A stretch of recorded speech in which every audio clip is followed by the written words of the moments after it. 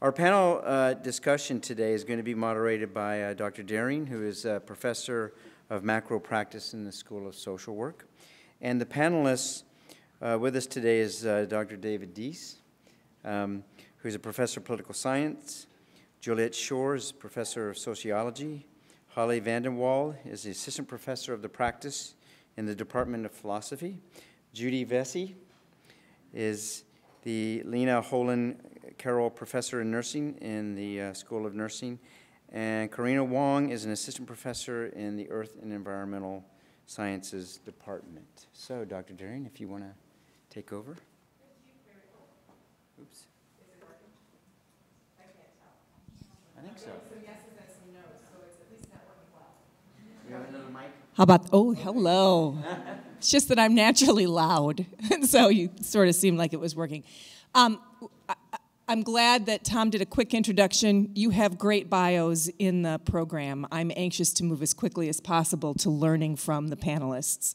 Our goal in this panel session is to invite people from a number of disciplines to do a couple of things. The first is reflect from the lenses of their own work and their own disciplines on what we've heard from the presenters so far. I think a second one, and they can call foul on me on this because I didn't put this one in the email, but I think is also important, is this is on the environment and society. And we began to shift to the society focus. But because of the particular set of disciplines represented on the panel, tying those two concepts together, I think, is part of our work here as well. And then the third is to provide, if there are any concluding thoughts based on the body of work that we've heard and the body of perspectives that have been presented today. Here's what I'd like to do. We're a little off on time, but we're going to let it ride for a while and kind of see how this goes. I'm going to invite each panelist, and I think if it's okay with you guys, I'm just going to go straight down the line. So I'll start with you. I'm going to invite each panelist to share for maybe 3 to 5 minutes. Here's what I'm thinking about based on what I've heard. Because I think that raw reflection is actually quite useful and allows us to start a discussion. I've got a little timer in my lap. I promise it's not email. And I'm going to be a little aggressive to keep us moving. And I'm going to turn to you and invite you to go first. Great. Well, thank you. I'm Juliet Schor from Sociology. And I would say that what I've heard today sort of reinforces a feeling that I've had for a while as I've done research in the area of environment and sort of social life, and my own work is primarily in 2 areas. One is on issues of sustainable consumption and sort of culture and sustainability, and the other is a little more to the economic on the drivers of greenhouse gas emissions across countries and time. And my thought is this. I think the scientists have been working on environmental issues, and I work primarily on climate change, so I'm speaking in reference to that, for quite a long time, and although they don't know everything, they know a lot. In comparison, the human or the social dimensions of this problem are very, very poorly understood particularly when we think about successful responses to the challenge of climate change. So whether it's from my own, currently my own discipline, sociology, understanding sort of why it is that decades after this problem became so well known from science, we are still unable to mount an effective response to it. And that's where I think we really need social science. And of course, some of the great work that we've heard today very much is in that, whether it's from economics, law and politics, history, these kinds of fields are getting at that question, but I think we're lagging very far behind the natural scientists. Thank you, Juliet. And it was good for you to remind me to tell everybody who everybody is. So, Judy, if you would go next, Judy Vessey, that'd be great. I will. Thank you so much. I am first and foremost a clinician. Although I'm a professor here, I also still serve as a nurse scientist in patient safety, both the VA and also at the Boston Children's Hospital. And I've also had the privilege of helping develop healthcare capacity in developing nations across the world. So while my colleagues really brought very much a macro perspective to the ideas, every presentation that I heard rooted me in some level of patient care or some very much on-the-ground village policy that we had to change. For example, when I saw the pictures of kerosene, I'm not trying to be really dramatic, but it was like a lump in my throat, because when I worked in the Middle East, I can't tell you how many children I saw both poisoned and who died from kerosene poisoning. Their parents would send them to the shop with a 1-liter water bottle to fill with kerosene because they didn't have proper containers. They'd come home and leave it around, and another sibling would pick it up and drink it and develop a chemical pneumonia, where we didn't really have the resources to treat it. On the flip side, when I saw the pictures of the solar panels, it reminded me 3 years ago when I saw a Maasai warrior in Kenya take a picture of a lesion on his leg, send it to the physician, who then returned treatment using not antibiotics like we would, but the various cultural remedies that were available in the village. And so I come at this discussion from a very different perspective and very much agree with what my colleague said, that we really need to look at a lot of these from a social lens. Just one more example. When we look at the carbon tax, for me, again, the people who are most affected by that are the poorest among us, and we can talk about that later on. Excellent. Holly? This is Holly VandeWall. Hi. One of the things that I find really exciting about this particular project is that a lot of my own work focuses on interdisciplinary research and how difficult that really is to do, even among scientists themselves. So I study the philosophy of science, and I think about how difficult it is to communicate across disciplinary boundaries.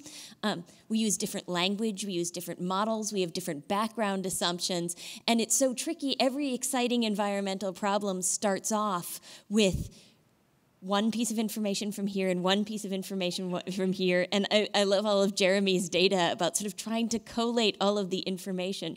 But even when we sat down to look at each other's talks earlier last week, the first thing we saw was Richard looking at one of Gautam's slides and saying, oh, see, that's not the way that I would set up that model curve. We would reverse it in my discipline, right? So as soon as even those of us who know and care about the same things are having trouble communicating.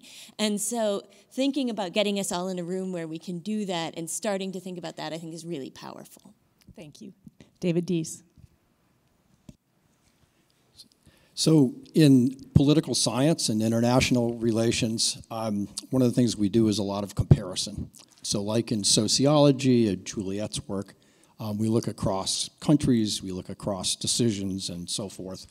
And as I listened to the 4 researchers give their talks last week and tried to think about the interaction with my work, which is to map out the policies of the 60 largest greenhouse emitting countries across the world, and trying to really track in detail which have policies that are working, meaning they're leveling off or reducing their greenhouse emissions, and which have policies that are not working because their greenhouse gas emissions are continuing to increase, or at least the rate of increase is continuing, or they're increasing at some rate. And 2 things come to mind in connection. Let's see if the slides will work. Between the 4 talks and my work, and also with an eye towards our students, kind of what is it that we can do, what can we work on that's meaningful. Part of what I was motivated by from the talks is the idea of energy efficiency. There's one thing in my mind that comes first. It's most fundamental. People can do it. There are obstacles that we've heard about, very important obstacles, but there are ways of selling, conveying, and moving greater efficiency of the energy that we have. Why do we need to do it? Well, it's the single most important source of energy we have. It's by far the easiest, fastest, most efficient way to get more energy is to, when you trade in your car, get a hybrid or one that gets higher mileage, insulate your home, spend the extra $5 for the higher efficiency appliance. trade out a heat and power unit for a traditional electric power unit and do combined heat and power and so forth and so on. And it does so many things then all at the same time. It reduces emissions. Across the world, countries, industries are becoming increasingly efficient because they're figuring out how to do the same amount of work with less energy and changing out the technology and the processes. And at the same time, it really helps reduce local air pollution and reduces emissions. Second thing, which is even more policy related, is we heard about subsidies, federal subsidies in the US. But very quickly, without getting into the details, if you look at the existing subsidies for fossil fuels across the world, there are 16 countries by my count that are spending more than 5, sometimes 10 or 15% of their GDP subsidizing the use of oil especially, but also coal and natural gas.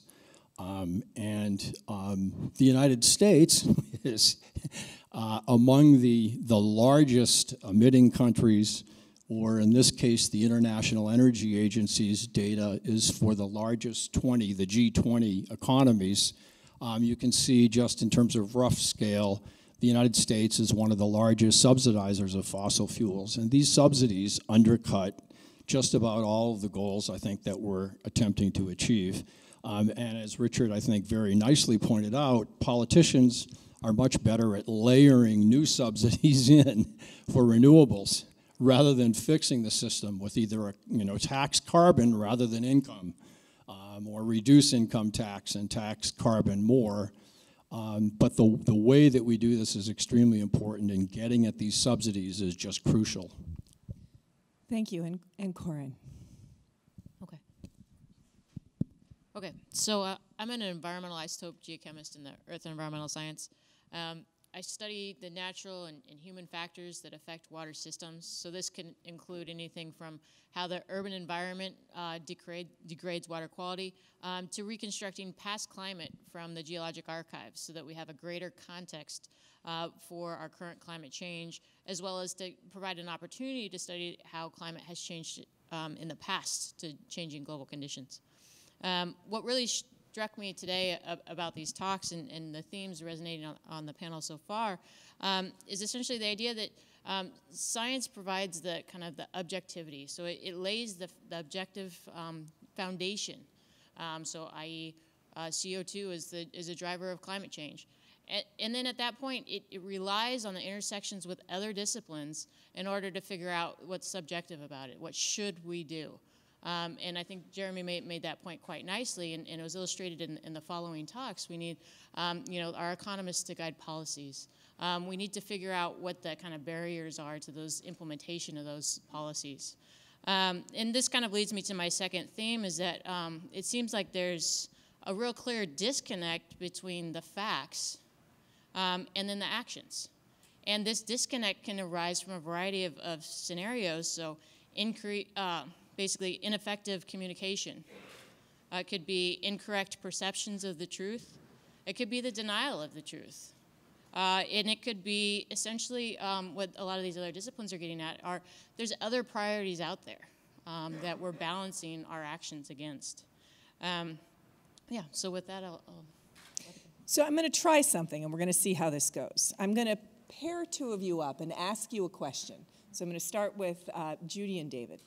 And ask you a question across your perspectives. So, Judy, you talked about coming at this from a profoundly clinical perspective, and you talked about emissions. You talked about in Gautam's presentation how you responded viscerally to the presence of kerosene in the household. David, you talked about a set of, and Judy, you referred to the macro versus the clinical. And you couldn't have been more macro, right, with the slides and the perspective that you presented around emissions policies and the changes that we have to make. So here's my question to the two of you, to each of you. What is a piece of information from the other's perspective and discipline that would be helpful to you in making the change in your work? So David, what's clinical information that Judy could provide, or clinical perspective that would help you in advancing the policy arguments you'd like to make? And Judy, what's, in your interest in emissions, for example, what's useful in the policy debate there that can come down to the clinical level at the place that you focus in your work? I welcome either of you to go first. Well, I can jump in. The piece of information, or pieces of information we don't have very well, and I'm going to flip back a bit to patient safety, is we know that about 8% of emissions have to do with handling medical waste. I'm going to push that on down. We know that in any given year, 7.5 billion needles and syringes are disposed of from home environments, not from hospital environments. We know that the majority of those, are not all, but are related to people who are poor and who have less opportunity to embrace behaviors that can lead to good health. Whether from the carbon emission point of view, we know that people spend most of their income on food, and shelter and energy, and a disproportionate amount, so it's harder to get to be able to reduce those sorts of things. But we don't know very much about, at the individual level, how those policies affect the choices that are made that lead to poorer health quality of life, both in the immediate and the long term. We know the direct consequences. It's easy to talk about carbon emissions and respiratory disease. We don't really talk about how one gets their energy and how it leads, in the pictures that we were seeing here, leads to way more arthritis and the inability to do one's job. Mm-hmm. So what I would like, quite frankly, is better data from the health arena, for the health arena, on some of those questions. If you start at the hospital, every year we get worse at the amount of waste we have because of the patient safety initiatives. Everything's disposable. I watched a colleague change a dressing on Monday, and to change one dressing went through 5 pairs of gloves. Not to mention dressing materials. That's the way healthcare is in the Western world. And moving that way throughout developing nations as well. But we don't have much data on that to use as for benchmarking and how to change those sorts of things and how much we really need to. I don't know if that helps. I can get the first word in. It's easy for me. One of the more interesting things I think that we've found in our group is that most of the policies that have been most effective most of the time in most countries around the world were not enacted for climate change reasons. They may not have even been enacted for environmental protection directly. They were enacted because people were trying to increase their energy security or reduce their dependence on the Soviet Union or Russia. They were enacted because of local air pollution and performance concerns about officials in China. They were enacted by officials in Mexico. They're trying to reduce poverty in a particular rural area and increase their vote count in a weak area for them electorally. So there are a number of electoral incentives, health incentives, and so forth. So I think the connections that I would like to understand better are between environment and health. One, what are the environmental effects on health now, like infectious disease spread, local air pollution, and 2, how are they changing over time? Because we know infectious diseases now are changing in their nature, their dimension, their spread, and so forth seasonally as a result of climate change. I can't give you the exact list, but 7 of the top 10 infectious diseases weren't even on our radar in before 2000. Things like Zika, Lyme was around, but it wasn't on the radar. There's a whole list of those that have really been emerging, and a lot of those are specifically related to climate change. Okay, so that worked. So we're going to keep with that for a minute, and I'm actually going to pair Juliet and Corinne next, and I'm going to ask a poorly framed question and have you bail me out by making it seem like it was brilliant with your answers, which is both of you reflected, both in advance in our emails to each other and today, on this continuum of where the science leaves off and the human response, both the human awareness and the human response pick up. And there's something to that question of the handoff, both in the sense that it's time for it, that it's time for us to be developing our social responses, and for the fact that it's messy, that we can't just produce a body of data that people embrace as data. It makes policy obvious, right? And then we can just act. So what do we need to do, Juliet and Corinne, to enhance the handoff or the interplay between the science and the human response as we move forward? Would you like to go first, Juliet? Sure. Well, I think one of the big questions is, and there's really, this is a division in the literature,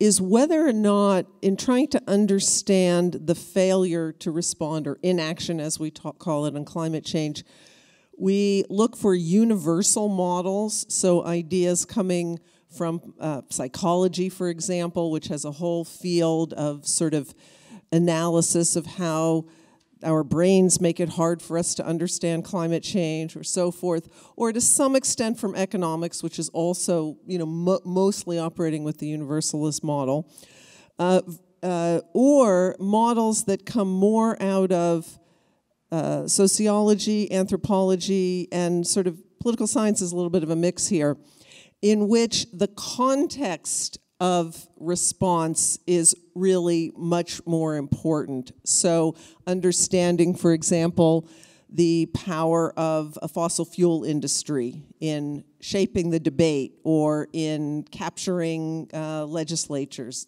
et cetera. And my own bias is toward the second. One of the things that I think is really important for us to understand, and this follows on David's approach here, is that there has been a wide range of response across countries. And I think sometimes the psychology response forgets that and thinks, well, all humans have been unable to respond to climate change. Well, it's not true. In the Marshall Islands, people are responding. In Europe, people are responding. And so in Latin America, there's been a lot of response. So understanding the differences across the world in how people are responding to this challenge, I think, back to that comparative approach, will teach us a lot about conditions which make it easier and harder. Thank you. Corinne, what would you like to add? Sure. I think I have kind of 2 points on that. One, I think the onus in part is on scientists to do more. I think the scientists, because we come from an objective realm, is we feel, okay, it's time to pass the buck, but I think we can do a lot better about how we do that. So one kind of key point is science communication. The way scientists present our findings and our results can be essentially used against us, for example. So one example would be in Jeremy's talk, talking about the highest temperature for 2016, right? And so putting that in context, it was an El Nino year as well, so you might expect an extreme spike.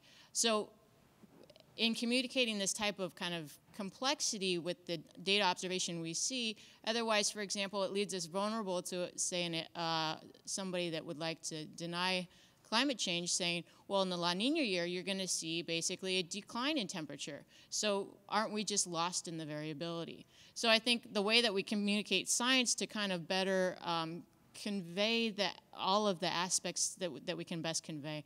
And I think part of this is being more integrated and more involved with the other disciplines, so that we know what words are being lost in translations, what concepts are being lost in translations. I think being more on understanding the legislative process and being in the congressional offices to know the types of information that's going to be relevant for them to move things forward. The second point I'd like to make is I think that there could be a perceptive change from essentially disciplines where we have a traditional foundational kind of education in your solid discipline, because you want this person to be a geologist or you want this person to be a sociologist, but also have a component where you're reaching to another discipline. You know, you think of a bridge relies on two strong, solid foundations with a connection between the two. And so you can't have essentially a connection without solid foundations, and you won't have a bridge without anybody reaching towards the other side. So I think kind of taking a different perspective on how we think about educating our students and how we kind of work together as disciplines. Great. All right, so Holly, we're going to cheat. And here's what we're going to do. We're going to pretend we have a sixth panelist, who is Nathaniel.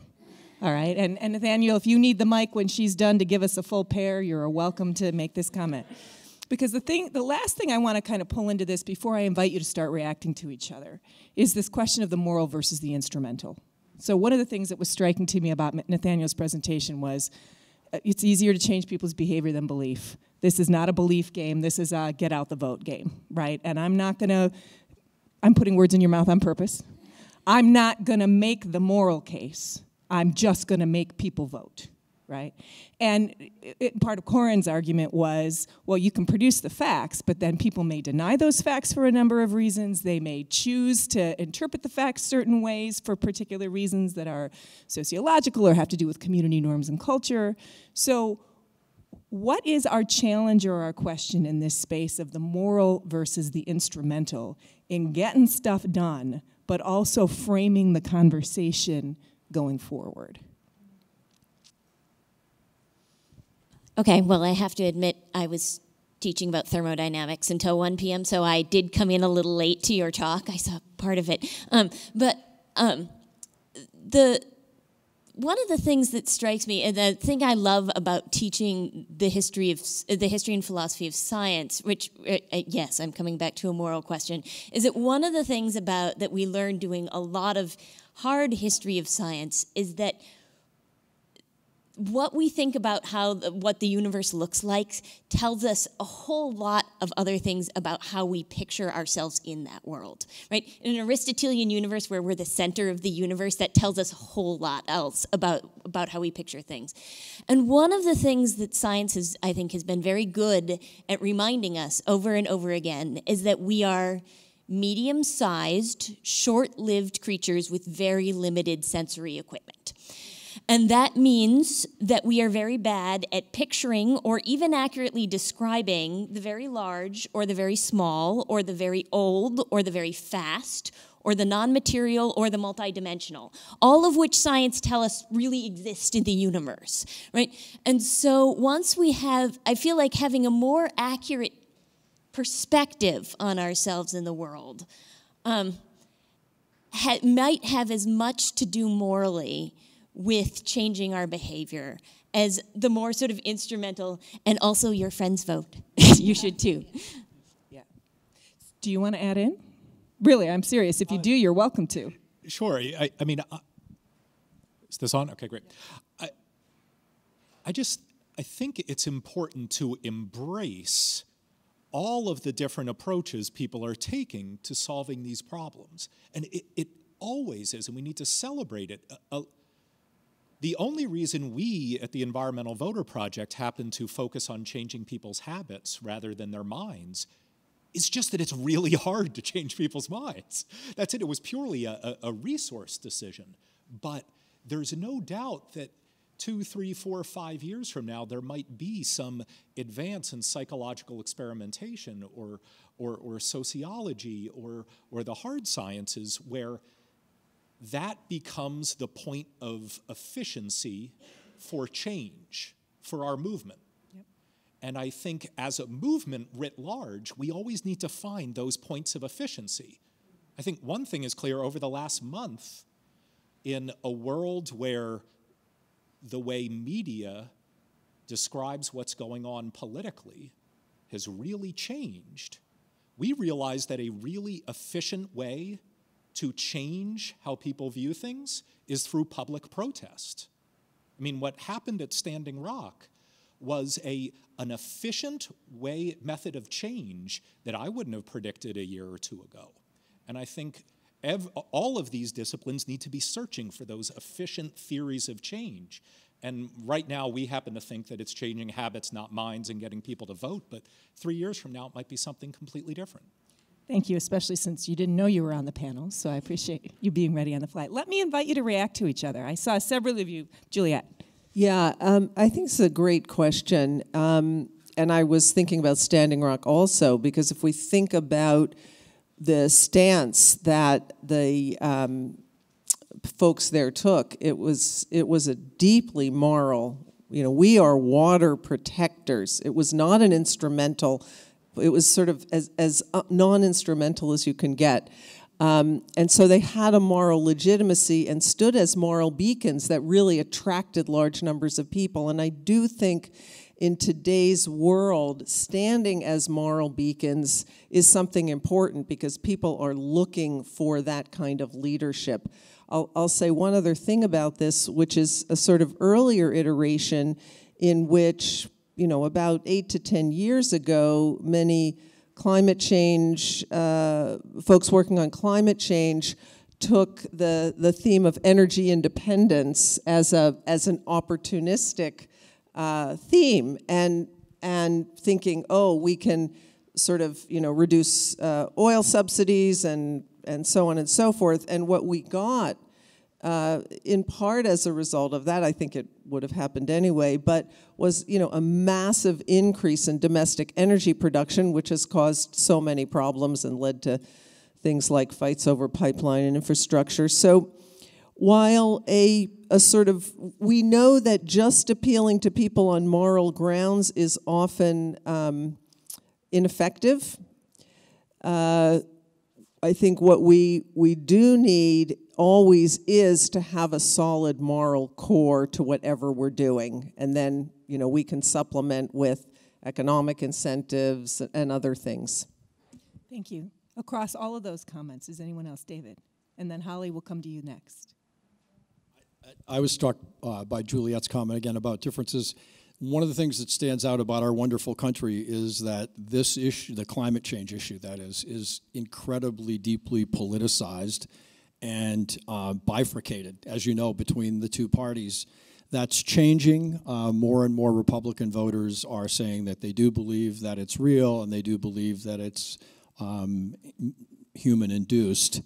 But still, the degree of polarization, political polarization in the U.S. is unique.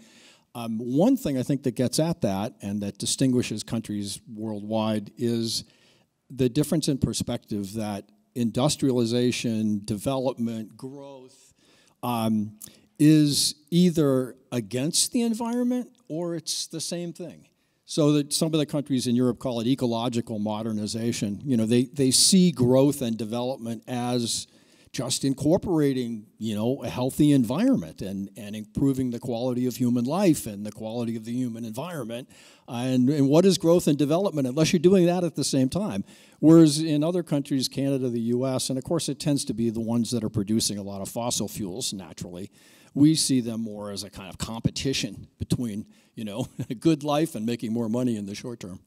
Thank you. Holly? Oh, well, I just wanted to say one of the things I really loved about Con Every's talk was the fact that we're seeing in real time a dramatic shift in how we think about, earthquakes, These are one of the paradigm examples of a natural evil, The things that humans don't control. We have no control over earthquakes. We don't make earthquakes. They have, They are, but in the course of 6 years, the recognition, to a degree of public recognition that could have public protests, that we could cause earthquakes, is a huge shift in how we think about ourselves and our capacity to change the world, and our capacity to choose not to, is actually, that's one of the more, that and along with the pipeline as strikes me as one of the more dramatic effects of that. Judy.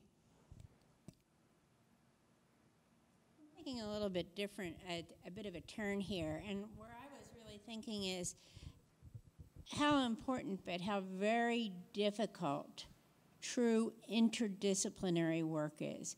And I'm distinguishing interdisciplinary from either multidisciplinary, the pediatric parallels that children playing in the sandbox to get in the same sandbox, but not necessarily together. And transdisciplinary, where kids are playing on the same playground at the time, but not in the same activity. I think what a lot gets passed in a lot of universities is called interdisciplinary, but it really isn't interdisciplinary in the way that the team shares a language, shares a problem or a question, and brings their expertise and their knowledge together to create a new way of answering that question. What we tend to do is have people try to answer the question from their own perspective, from their own paradigm, and then triangulate those findings. When I was doing some research on patient safety, and I was actually trying to get a good handle on how much waste is produced by hospitals. And it is absolutely incredible to me for what a huge industry the healthcare, and I don't know the latest GDP, but it's about 16% of our economy, give or take, how little information we have on the waste that's produced from that. So, if I was to pose some interdisciplinary questions, true interdisciplinary questions, I want to know how to change behavior at the level of the system. Let's start with governmental policy, pharmaceuticals, hospitals, schools of pharmacy, public health nurses, and families, so they don't flush down the extra medications in the toilet, because at this point, that's what people are told to do. You have extra drugs, and in a lot of places in this country, that's sort of the only option.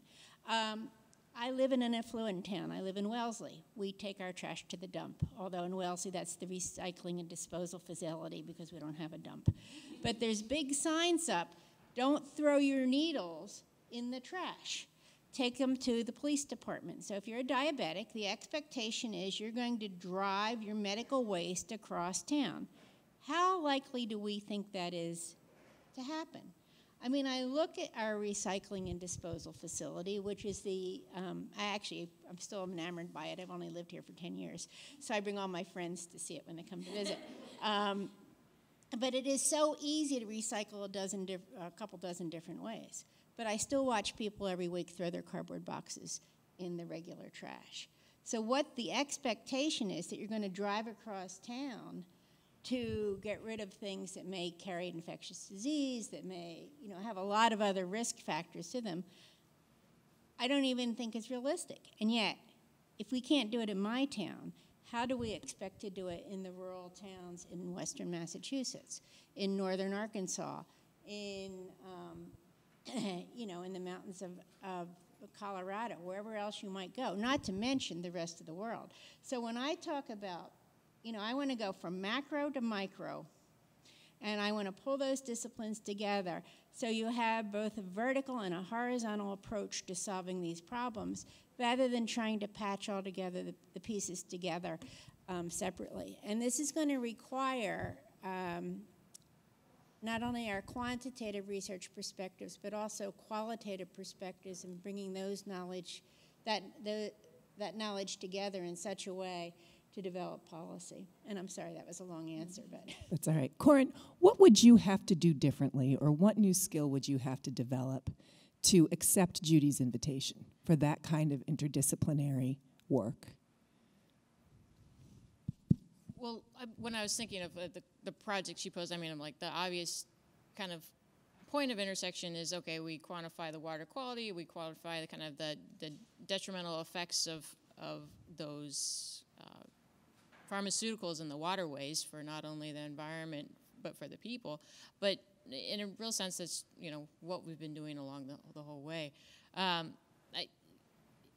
think I'm going to kind of drive from that question and hit kind of a different strong. I think that this body, like our achievements, the things that we seem to kind of get attention for, and as pointed to by the media in the Standing Rock, is and it kind of speaks to the deficiency of the scientists, is that things happen when people get emotional about it, when people get personally invested about it, and that's what makes it so challenging for scientists that are supposed to remain these objective observers of the environment. So I can relay my own personal struggle with the Standing Rock debate. For example, my critique was I go through the media headlines posted on Facebook, and I try to find the facts behind it. Where does this actually lead to? And I've come through a series of links to a bunch of kind of fluff, and I'm like, oh, I would like some real content on this. So I dig up the Army Corps of Engineers environmental assessment reports and start going through these like 1,000-page documents to try to find the pieces of information that are relevant to informing my decision about how I should feel about the Standing Rock case. But what's interesting is that the actual science that what was in the reports doesn't matter. It was such a larger issue than the science that was posed at. Like, it was posed as, oh, we want to save water quality, which is very much a science issue. But it was way bigger than that. It had to do with essentially the plight of the Native Americans since the Europeans arrived on this continent. And so recognize that the emotion behind this Standing Rock event and the success that it had has a lot more to do with, you know, its wider history and the context that they played that in. And so, I mean, at this point, I feel like it's so challenging for the scientists to step over that line because we have to leave our objective lens behind, and that's something that we're just fundamentally trained in. Yeah. Tom, where are you? I was going to check in on time. Is he back there? How much longer? 5 minutes? Shall I open it to the audience for questions now? Okay, let's do that. If there's anyone in the audience who'd like to ask a question, and when you ask your question, if you could please let us know if there's a particular panelist to whom you're addressing it, or if it's just a broader question.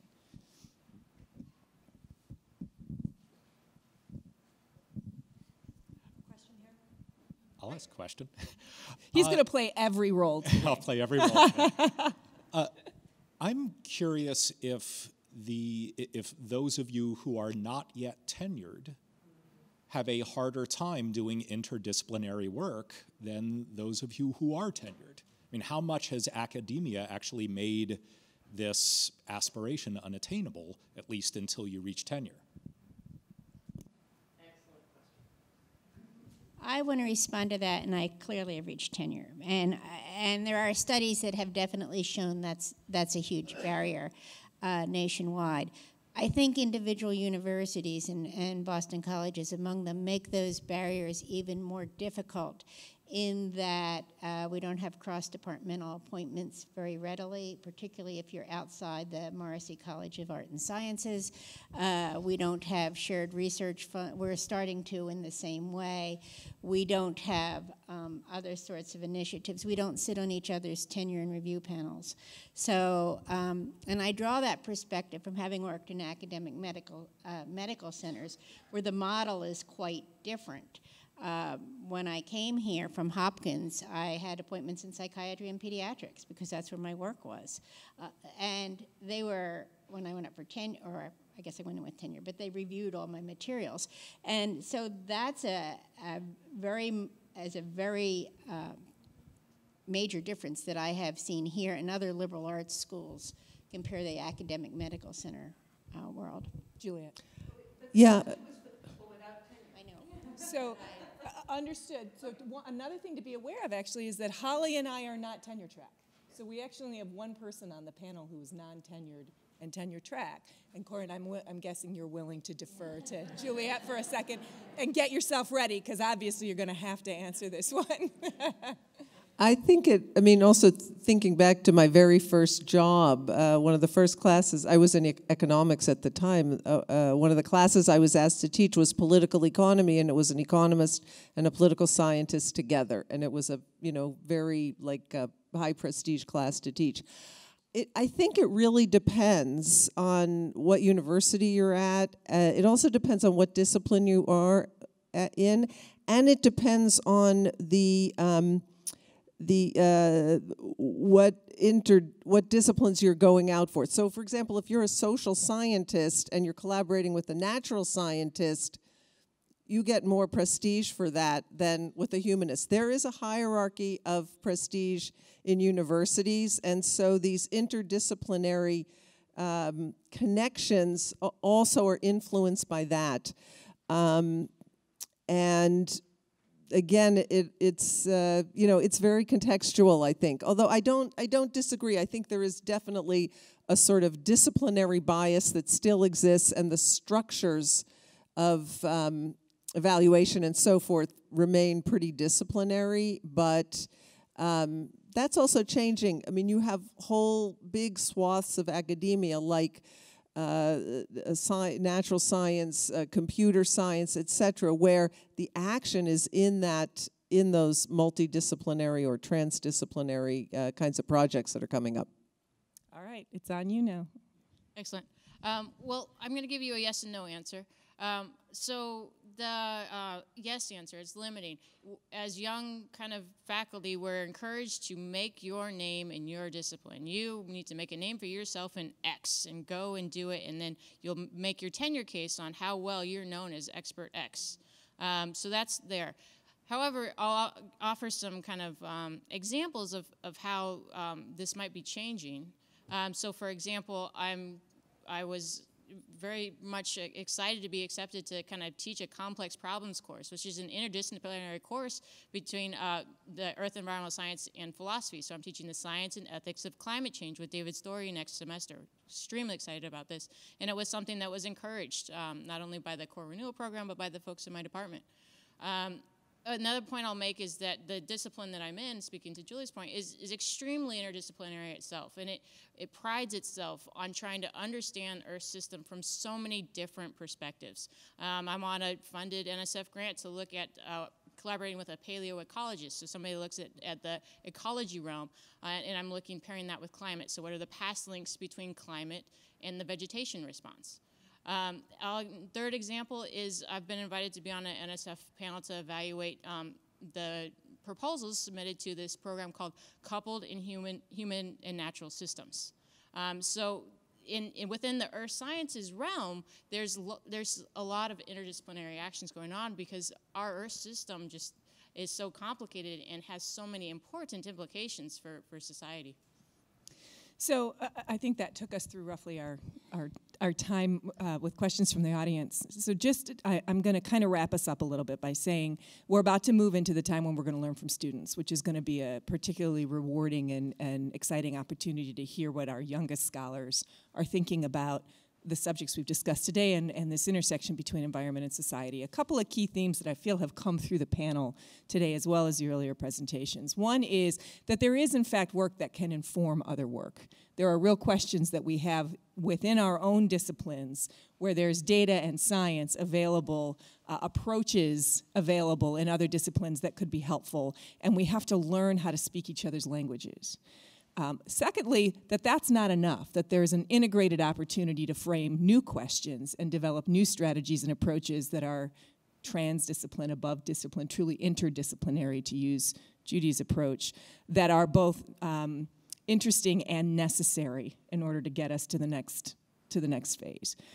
And that there is this real opportunity to take this from the micro, the truly micro, all the way to the truly macro, if we can frame questions that allow us to engage together in that way.